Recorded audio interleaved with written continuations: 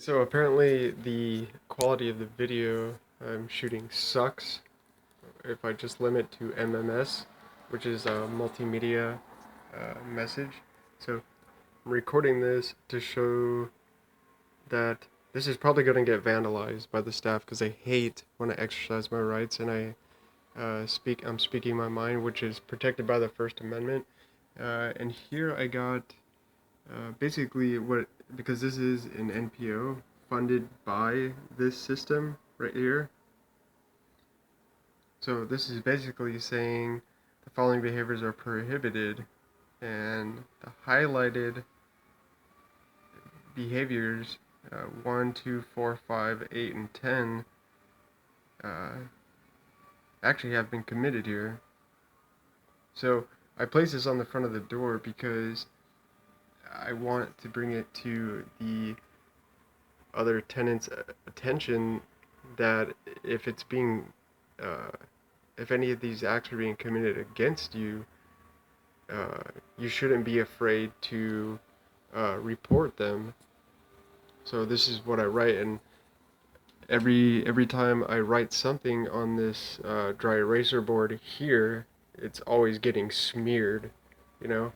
Uh, and today is my day, one of my days off, and today is Wednesday, and Mondays, Tuesdays, Thursdays, and Fridays are the busiest days of the week for me. So uh, when I can stay here, uh, there's somebody from this organization which is called the U.S. Vets. It's an NPO. It's a 501c3 NPO nonprofit organization, and what they do is instead of aiding and assisting veterans, uh, they're abusing, assaulting, and making veterans feel worse than they already feeling. So, and it's very dangerous combination. It's very toxic because it's a danger to the veterans rehabilitation in becoming a more proactive, productive citizen in today's society. And there's that stigma of what veterans, uh, as the media portrays veterans as. However, that's not the truth. I mean, this everything's fueled by the media these days. So anyhow, uh, I'm just trying to get rid of that stigma. So and then I place things like this on the door just to show them that you know I'm actively involved in my rights, and I have the right to exercise them. And it's probably going to get torn down, which I made a bunch of copies of this here, this sheet, which is the VA Long Beach Healthcare System Code of Conduct, and it says it is important that all uh, uh, patients, visitors, family members, and staff have a safe and healthy environment. Uh, Safe and effective care is based on mutual respect between staff and patients. VA Long Beach Healthcare System aspects expects all patients, family members, visitors, and employees to refrain from behaviors that are disruptive, disrespectful, and pose a threat to others. And then it goes on with the following behaviors are prohibited. So, uh, and that's where, I mean, it does end in the VA Long Beach healthcare system can only provide safe and appropriate care as long as behavior is consistent with this code of conduct. And it says Waltzy Dunnenberg, uh, Medical Center Director, VA Long Beach Healthcare System. And, it's got a signature, and I wrote something here because I know the staff is going to read this. And they're going to be like, well, this doesn't apply to us because this is not a federal facility. But I know that the fact that a CBOC clinic being a part and funded by this system here is federal. So uh, they fall under federal guidelines, which is uh, Department of Health and Human Services. Not only that, but the ADA, which is the American with Disabilities Act. Um, Not only that, but FHEO, the Fair Housing Equal Opportunity, and what they do is if anything is going wrong, and this doesn't just apply to veterans, this applies to anyone living in the U.S. Uh, the good old USA. Or U.S. of A. You could exercise those rights, and or there has to be equality. So the ADA and the FEA, or FEO, if you're living in a house infested with cockroaches, for example, they are the ones who handle situations like that, or a slum landlord, things like that. And the ADA, of course, I mean, that's self-explanatory. The Americans with Disabilities Act, that's basically saying anybody who's being discriminated against based on their disability, whatever it may be, um, mental disability, and or physical disability, um, it's against the law, federal law. So that's why I wrote right there at the bottom, No Fear Act. So, and I put right here, contact your local uh, Attorney General at California.gov website to report all crimes listed above and below. So, tired of being treated poorly, tired of being a victim of abuse, looking for freedom and equality, fair treatment, and advocacy that's on your side of the table. And what I mean by that, and the staff is definitely going to know what that means when I said advocacy that's on your side of the table, is they hold uh, these quote unquote staffings, which is when there's 6 to 12 staff members on one side of a table and you're on the other, but you're by yourself, and all they're doing is pointing fingers, scrutinizing, saying things that are very inappropriate, demoralizing veterans, in a huge office. And you could sort of see just by listening to what I'm telling you that it's already overwhelming. Going into a huge room, big table, bunch of people on one side, and you're sitting alone by yourself. Nobody to advocate for you.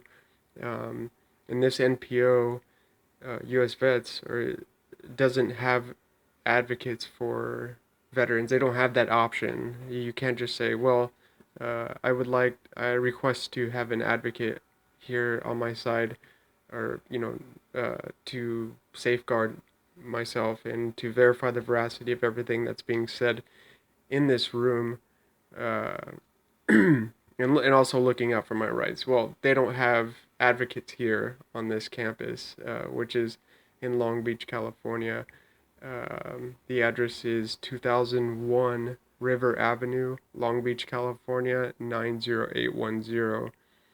It is also on the CVC, or Century Villages at Cabrillo campus. It's in a secluded area of Long Beach. It's very hard to find unless you know exactly where you're going. And yes, I am in room I in building 30-4. And yes, this is Raul Villanueva Jr., or everybody knows me as Doc here. Uh, so, anyways, yes, their staffing, they'll definitely know what that means, because the staffing is, yes, definitely demoralizing. It is counterproductive, because it is taking a veteran who came here for help and obviously not feeling, you know, how would you say? I'm not gonna say they're depressed, and even if they were, that's even worse. But somebody who's also looking for help, needing help, because they don't have a support system like family, friends, stuff like that. And then they already got these staff members uh, telling them, accusing them of you're doing this wrong, you're doing that wrong, instead of being more constructive with their uh, criticism and well, let's just leave the criticism out and just say, why don't they say something that's more positive and that could, you know, lift the veterans' more morale and get them feeling better, and instead of uh, uh, coming out with these just, I mean, I can't bring my camera in there while they're doing a staffing because that's just not right. But um, just the things that they've been said, I've actually been to a staffing, and it's to be honest with you, I feel that it is unlawful when they do things like that, because it's, yeah.